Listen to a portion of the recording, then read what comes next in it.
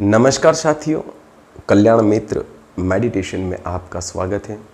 आज का हमारा सेशन है कुंडलिनी योग बिना ज्ञान के खतरनाक हो सकता है। कुंडलिनी योग बड़ा ही शक्तिशाली है, अद्भुत है और जो शक्तिशाली है वो खतरनाक भी हो सकता है। आज के इस सेशन में हम जानेंगे कि कुंडलिनी योग क्या है और आखिर कुंडलिनी योग कैसे करते हैं और कुंडलिनी योग में शक्तियों को कैसे जागृत करते हैं और शक्तियों के जागृत करने के बाद आपके जीवन में, आपके शरीर पर क्या क्या परिवर्तन होते हैं उसके बारे में जानेंगे। तो आप इस सेशन को बड़े ही ध्यानपूर्वक सुने। मैं जो इस सेशन में आपको बताऊंगा उसको आप बड़े ध्यानपूर्वक सुने।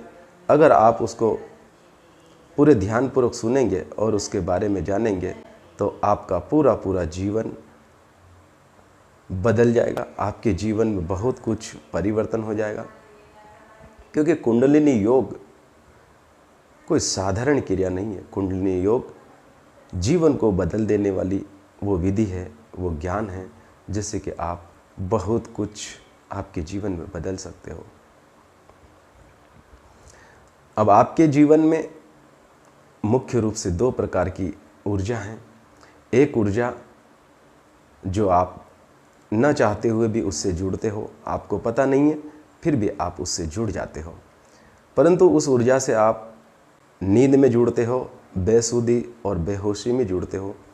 आपको उसके बारे में कुछ भी ध्यान नहीं रहता, उसके बारे में आपको बिल्कुल भी ख्याल नहीं रहता, फिर भी आप उससे जुड़ जाते हो।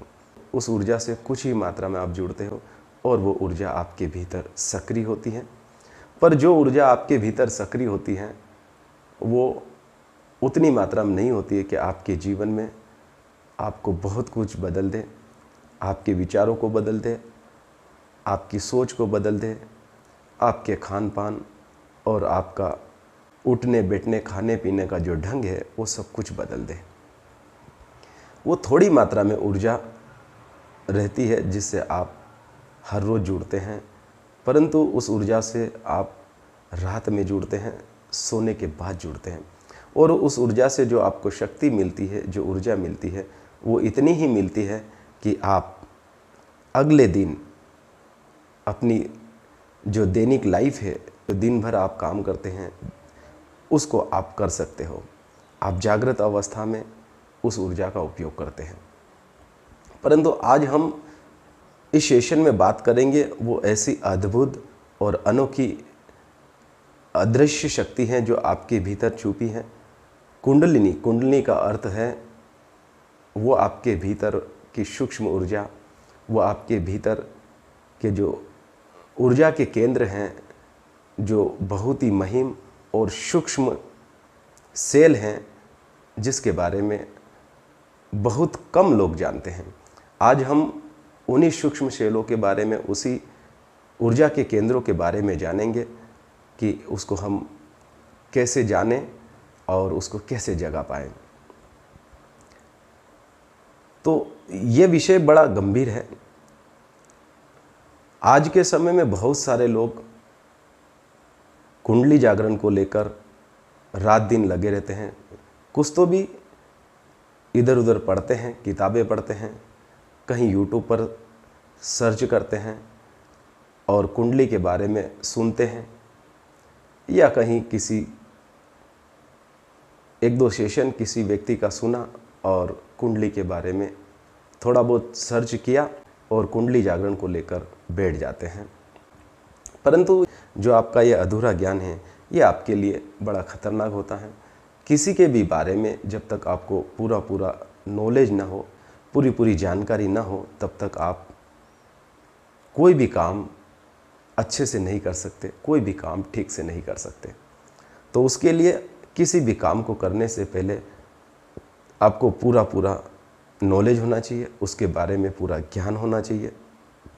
तो हम बात कर रहे हैं कुंडलिनी। कुंडली आखिर है क्या, कुंडली कहाँ पर है और उसको कैसे जागृत करें। पर बहुत सारे लोगों की जो समस्या है कि वो इसके बारे में जानना नहीं चाहते हैं। कुंडली योग क्या है सुना और शुरू हो जाते हैं, और यही अधूरा ज्ञान उनके जीवन को तबाह कर देता है, बर्बाद कर देता है। क्यों? क्योंकि वो जब इसके बारे में पढ़ते हैं, सुनते हैं और ध्यान और योग करने के लिए लग जाते हैं, और कुंडलिनी जागरण, आध्यात्म, ध्यान की उस गहरी और अनंत सूक्ष्म यात्रा, अपने भीतर की यात्रा में निकलना इतना आसान नहीं है। बहुत सारे लोग कहीं पढ़ा, कहीं सुना और सुनने के बाद शुरू हो जाते हैं। वे लोग ध्यान के मार्ग पर भटक जाते हैं। वो ध्यान के मार्ग पर कुछ ऐसे रास्ते को पकड़ लेते हैं, आध्यात्म और ध्यान के नाम से किसी ऐसे रास्ते, ऐसे मार्ग पर चले जाते हैं जहाँ पर उनको न शारीरिक, न मानसिक और न आध्यात्मिक लाभ होता है। वो मानसिक रूप से विकृत हो जाते हैं। उनके जीवन में कुछ ऐसी घटनाएं घटने लग जाती, वो ऐसे कार्य करने लग जाते हैं जिससे कि वो अपने जीवन को बेटर और अच्छा बनाने की वजह वो अपने जीवन को दुखद और नई समस्या में घिर जाते हैं। परंतु ये आध्यात्म ऐसा मार्ग है कि आप इसको बिना किसी साधक, बिना किसी अच्छे गुरु के सीखे बिना, उससे सुने बिना, उसके संपर्क में आए बिना आप योग और ध्यान को कभी नहीं कर सकते, क्योंकि ये क्रिया बड़ी गहरी, अद्भुत और रहस्यमय है, और इसको आपको बहुत ही अच्छे से समझना होती है, बहुत अच्छे से इसके बारे में आपको ज्ञान अर्जित करना होता है, तभी जाके आप इस रहस्यमयी यात्रा को कर सकते हैं। इस रहस्यमयी जो आपके भीतर ऊर्जा है, जो शक्ति है, उसको आप जगा पाते हो। अब बहुत सारे लोग कहीं सुना और जब इस मार्ग पर निकल जाते हैं तो वो ठीक ऐसा ही होता है जैसे कि एक व्यक्ति जीवन में उसने कभी हवाई जहाज न उड़ाया हो, उसने कभी हवाई जहाज के बारे में पढ़ा नहीं, कहीं देखा, थोड़ा बहुत सुना, अचानक ही वो व्यक्ति जाए और उसको उड़ाना शुरू कर दे। इस बात से आप अंदाज़ा लगा सकते हैं कि वो व्यक्ति खुद भी समस्या में आएगा, खुद तो अपने आप को नुकसान पहुंचाता ही है, वो खुद तो मरता ही है, मगर उसके साथ जितने भी यात्री उस हवाई जहाज में होते हैं वो सारे के सारे बिना अनुभव, बिना ज्ञान के वो दूसरे सब मर जाते हैं। ठीक वैसा ही है ये कुंडलिनी योग, बिना गुरु के खतरनाक, बिना जानकारी के बहुत ही खतरनाक, बिना ज्ञान के बहुत ही खतरनाक हो सकता है। कुंडलिनी आखिर है क्या और कुंडली कहाँ रहती है? तो कुंडलिनी को जानने से पहले, उसका आपको अनुभव होने से पहले, उसके बारे में आपको जानने से पहले सबसे ज़रूरी है कि आप पहले अपने शरीर से स्थिर होना सीखिए, अपने शरीर से शांत होना सीखिए। आप ऐसे किसी आरामदायक और एकांत स्थान पर जाकर बैठे, शांत होकर बैठे, जहाँ पर बाहरी आवाज़ें कम से कम आ रही हो, जहाँ पर आप आराम से ध्यान लगा पाए, अपने मन को केंद्रित कर पाए। जैसे आप किसी एकांत में अच्छे स्थान पर जाकर बैठेंगे, आप आसन लगाए, आप पद्मासन पर बैठे, आप सुखासन पर बैठे, आराम से बैठे, और बैठने के बाद आप बड़ी ही कोमलता के साथ अपनी आँखों को बंद कर ले और फिर अपने दोनों हाथों को अपनी जांघों पर रख ले। उसके बाद जैसे आप ध्यान पर बैठे हैं तो आपका शरीर तो वहीं रहता है, परंतु आपके शरीर के अलावा भी आपके भीतर जो शरीर है, मन रूपी शरीर, वो अभी भी आपके बैठने के बाद भी, वो ज़रूरी नहीं कि आप जहाँ बैठे वो आपका मन वहीं रहे। और आपकी जैसे ही आंख बंद होती है, आंख बंद करने के बाद आपके मन में बहुत सारे ख्याल आना शुरू हो जाते हैं, बहुत सारे विचार आना शुरू हो जाते हैं, और उन विचारों में आप इस कदर से खो जाते हो कि आपको पता ही नहीं रहता है कि आप अभी कहाँ हैं। व्यक्ति विचारों से भूतकाल में भी जाता है, बीते हुए समय को याद करता है, किसी अच्छे लम्हों को याद करता है, अच्छे पलों को याद करता है, खूबसूरत यादों को याद करता है, किसी दुखद घटना को याद करता है, उसके ऊपर आई विपदा को याद करता है। बहुत सारी चीज़ें उसके मन में रह रह कर आती है। किसी ने उसे कुछ अच्छा बुरा कहा तो वो भी याद आता है। कुछ समय के लिए वो भविष्य में जाता है, भविष्य की कामना करता है, अच्छे अच्छे विचार आते हैं, सुखद सपने देखता है, अच्छे समय, अच्छे सुखद जीवन की वो यात्रा करता है, सपने देखता है। पर मन कभी भी बहुत कम समय के लिए, कभी कभी थोड़े थोड़े समय के लिए उसका मन जो है वर्तमान में ठहरने लगता है। बड़े लंबे समय तक जब आप प्रयास करेंगे तो आप देखेंगे कि धीरे धीरे जहाँ आपका शरीर है वहीं आपका मन भी धीरे धीरे ठहरने लगता है। अब कैसे ठहरने लगता है? आपने आंखें बंद करी तो कुछ दिनों तक आप 10 मिनट, 15 मिनट, 20 मिनट, 25 मिनट ऐसे धीरे धीरे समय बढ़ाएंगे। तो उन समय में शुरुआती दौर में आप आंखें बंद करते हैं तो आपको थोड़ा अजीब सा लगता है। आपका मन कहेगा कि अरे मैं किस झंझट में पड़ गया, मैं किसके चक्कर में पड़ गया। आपका मन कहेगा ये फालतू बातें हैं, ये फोकट की बातें हैं, किस व्यक्ति की बात में आ गया और कहाँ उलझ गया। मन आपको योग, ध्यान, आध्यात्म की ओर जाने से आपको बार बार रोकता है।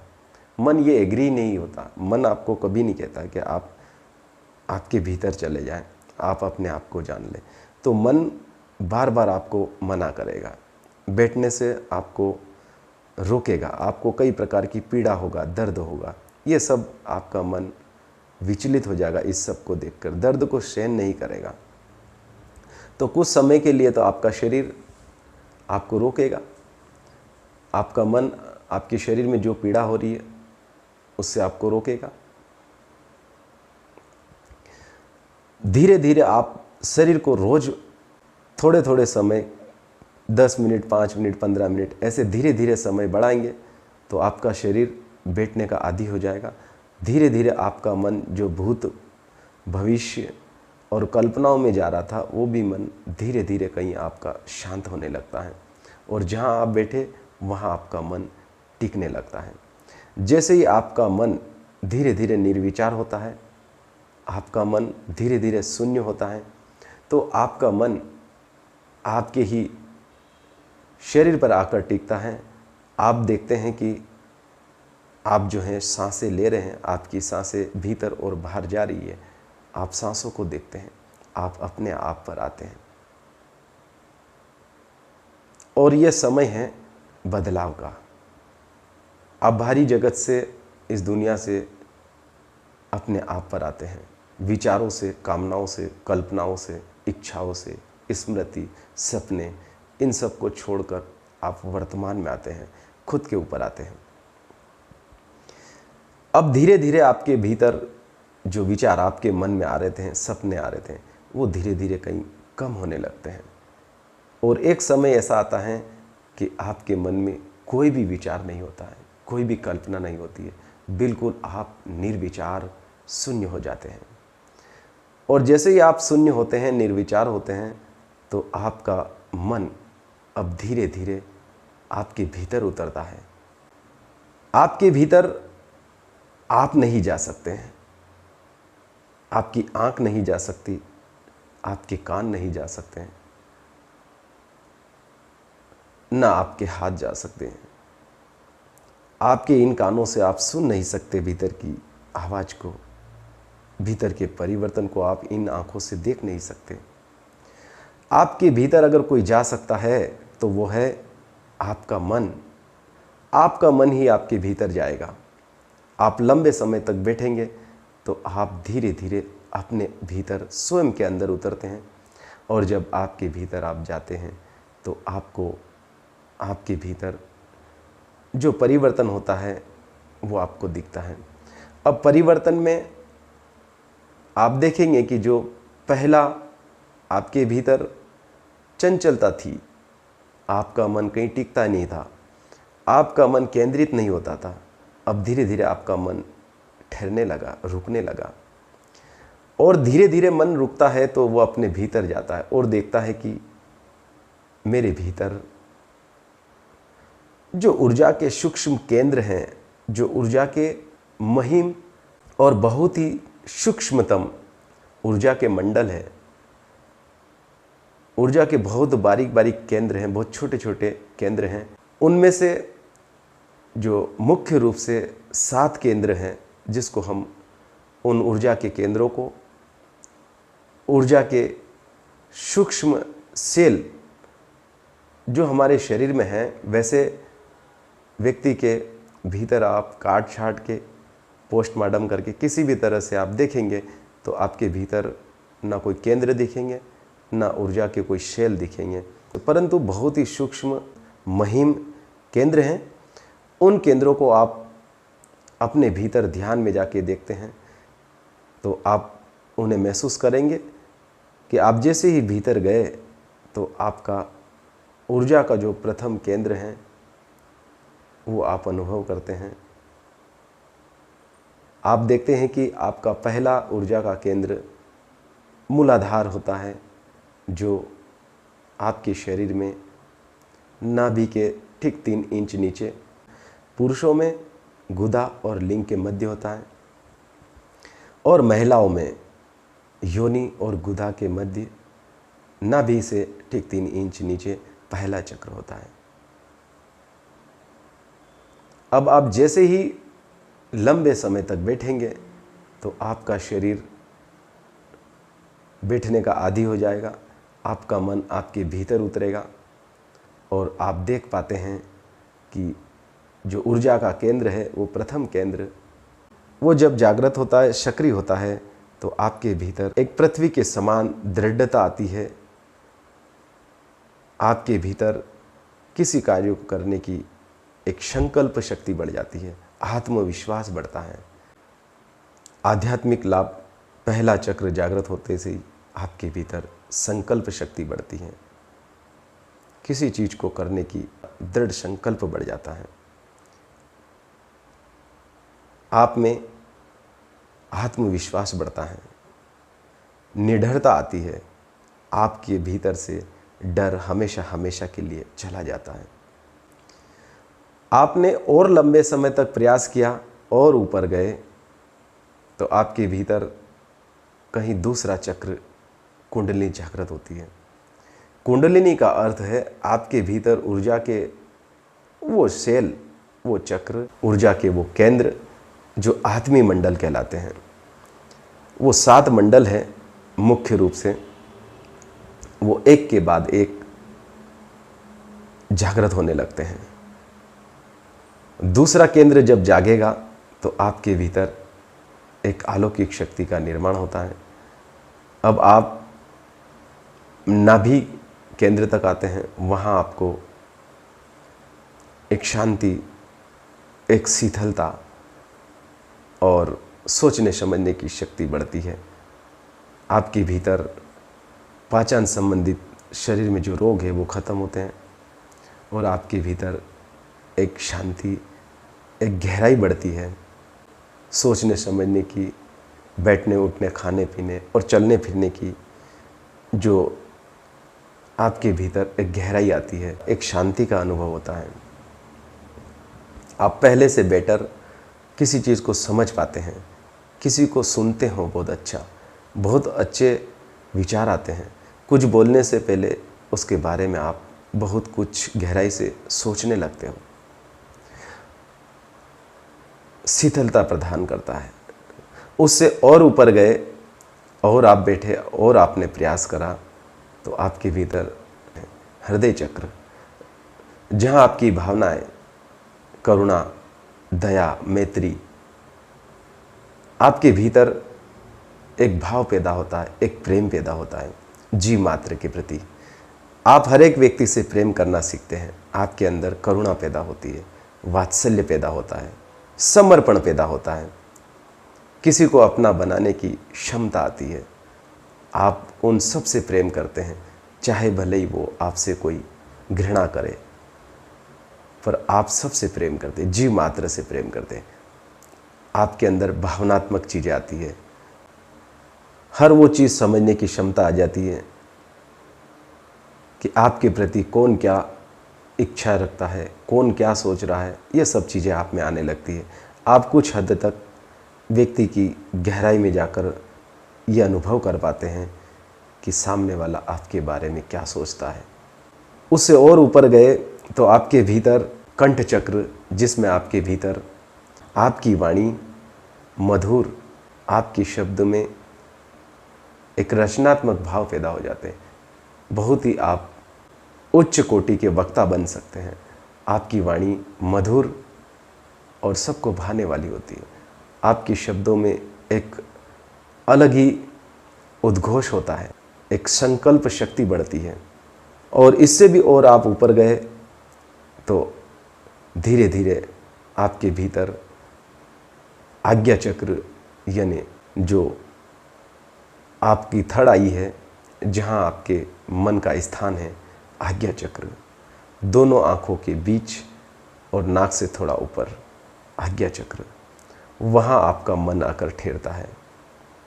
और वहाँ से आपको संकल्प शक्ति, दृढ़ संकल्पता, आत्मविश्वास, एक बहुत बड़े वक्ता, गायककार, ज्ञानी, विज्ञानी, आपके भीतर कुछ आविष्कार करने की शक्ति बढ़ती है। आप कुछ रचनात्मक चीज़ें गा सकते हैं, बोल सकते हैं, कवि बन सकते हैं, बड़े वक्ता बन सकते हैं। आपके भीतर ये चीज़ें धीरे धीरे परिवर्तन होने लगती है। अपने मन को आज्ञा चक्र पर टिकाए रखा, अपने ही भीतर आप उतरते रहे तो आप और गहराई में जाकर देखते हैं तो आपको पता चलता है कि आप अपने भीतर पूरी तरह से समा जाते हैं। और उससे आगे जाते हैं तो आपके भीतर जो शस्त्राहार है, जिसको हम कहते हैं ब्रह्मरंध्र, जो सहस्त्रार, 1000 पंखुड़ियों के फूल के समान हमारे शरीर के सबसे ऊपर जो शिखा है, जो चोटी है, वहाँ पर 1000 पंखुड़ी वाला फूल वो खिलता है, जिसको हम हमारा सहस्त्रार या ब्रह्मरंध्र कहते हैं। आकाश, जहाँ हमारी अनंत यात्रा, जो हमारे आत्मा के मंडल है, जो आत्मीय मंडलों का जो सफ़र है, वो वहाँ जाकर पूर्ण हो जाता है। अब हमारी चेतना जो पूरे शरीर में समाई हुई थी, जो हमारे पैरों के तलवे से लेकर हमारे रोम रोम, हमारे बाल में, नाखून में, पूरे शरीर में जो हमारी चेतना समाई हुई थी, वो धीरे धीरे सिमट कर अब हमारे ब्रह्मरंध्र आज्ञा चक्र में आकर सिमट जाती है। वहाँ जाकर हमारी चेतना अपने मूल अस्तित्व, यानी एक दिव्य प्रकाश के रूप में प्रकट हो जाती है। वहाँ हमें हमारे ही अस्तित्व, हमारी चेतना, हमारी आत्मा का मूल रूप हमारे सामने आते हुए दिखता है। हम उसे अपने मूल स्वरूप में देखते हैं कि हम क्या हैं। और जब हम अपने असल स्वरूप, एक दिव्य प्रकाश, एक ज्योति स्वरूप में अपनी चेतना का साक्षात्कार करते हैं, तो योगियों ने उसे कहा है आत्मज्ञान, यानी स्वयं का अनुभव कर लेना। तब साधक, तब आप अपने आप को मिलते हैं और मिलने के बाद आप ये कह सकते हैं कि मैं जो हूँ, मैं एक ऊर्जा हूँ। और ये सब शून्य होने के बाद आता है, निर्विचार होने के बाद ये दशा, ये अवस्था घटती है। ये इतना आसान नहीं है, पर इतना कठिन भी नहीं है। जब आप एक संकल्पित होकर, दृढ़ संकल्प के साथ, आत्मविश्वास के साथ जब आप बैठते हैं, तो एक ना एक दिन आप उस पड़ाव पर पहुंच जाते हैं। वहाँ आप अपनी चेतना का दर्शन करते हैं, स्वयं का साक्षात्कार करते हैं। और जब आपके स्वरूप का आप दर्शन करते हैं, चेतना को देखते हैं, तो आप पाते हैं कि आपके भीतर जो है वो एक ऊर्जा है, एक पावर है, एक शक्ति है, जो अलग अलग मंडलों में विभाजित है। हर एक सूक्ष्म सेल एक कुंडली है। हमारी ऊर्जा जो सबसे निचले स्थान, जिसको हम गुदा और लिंग के मध्य, वहाँ कुंडली मारकर, वहाँ कुंडली लगाकर हमारी ऊर्जा शक्ति सोई हुई है। जब हम ध्यान में बैठते हैं, हमारी सांसों का ध्यान करते हैं, तो हमारी सांसें नाभि को बार बार चोट लगाती है और वह जो कुंडली के आकार पर जो सांप कुंडली लगाकर बैठता है, वैसे हमारी ऊर्जा बैठी है, वो जागती है। और जैसे ही जागती है तो ऊपर एक के बाद एक सारे सेल उन सातों चक्रों को काटते हुए सहस्त्रार पर आकर अपने असल रूप में प्रकट हो जाती है।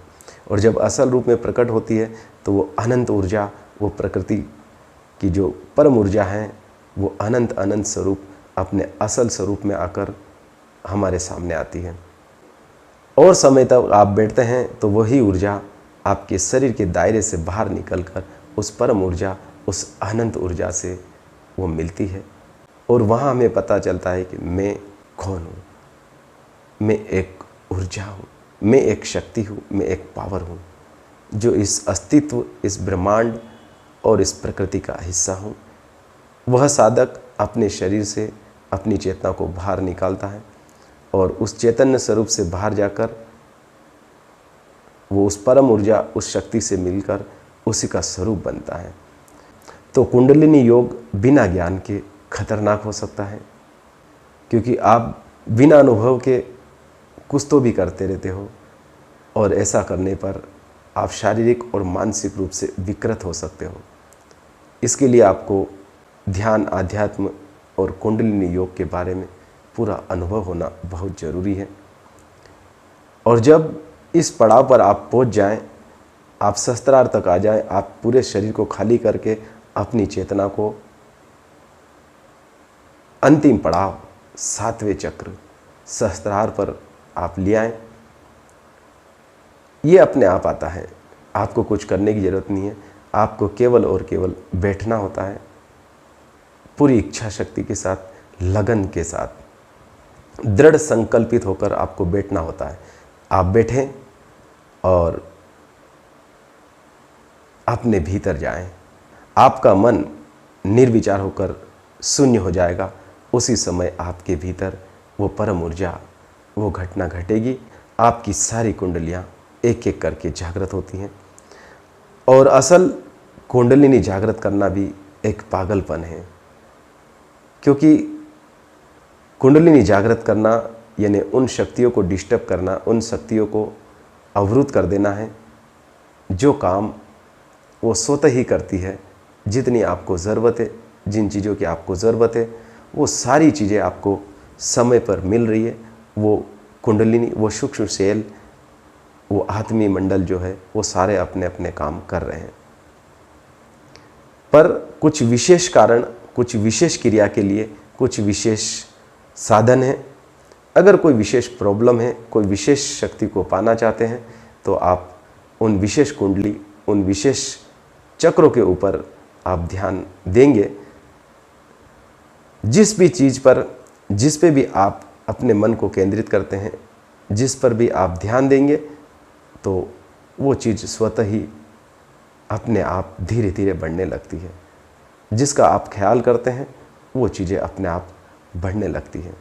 तो आपको लगता है कि किसी विशेष क्रिया के लिए, किसी विशेष चीज़ को प्राप्त करने के लिए कोई विशेष आपके भीतर प्रॉब्लम है, कोई कारण है और उसका निवारण चाहिए, और विशेष उपलब्धि के लिए आप उन विशेष केंद्रों पर अपने मन को लगाएं, तो वो स्वतः ही वो केंद्र, वो कुंडलिनियाँ जागृत होने लगती हैं। जिस पर भी आप मन लगाएंगे, वो स्वतः ही धीरे धीरे जागृत हो जाती है और वो अपना काम करती है। पर बिना ज्ञान के कुंडलिनी योग, बिना ज्ञान के कुंडलिनी ध्यान खतरनाक हो सकता है। योग एक बहुत बड़ी शक्ति है, योग एक बहुत बड़ा विज्ञान है। बस आप निष्काम भाव से, बिना किसी उम्मीद के, बिना किसी लालच के, आप आराम से बैठे, निष्काम भाव से, बिना किसी उम्मीद से, निर्विचार और शून्य की दशा में बैठे, तो आप पाएंगे कि आपका जीवन खुशियों से भर जाएगा। आपको वो सब मिलेगा जो आपके लिए उचित है। तो आज का सेशन आपने बड़े ही ध्यानपूर्वक सुना, उसके लिए आपका बहुत बहुत धन्यवाद।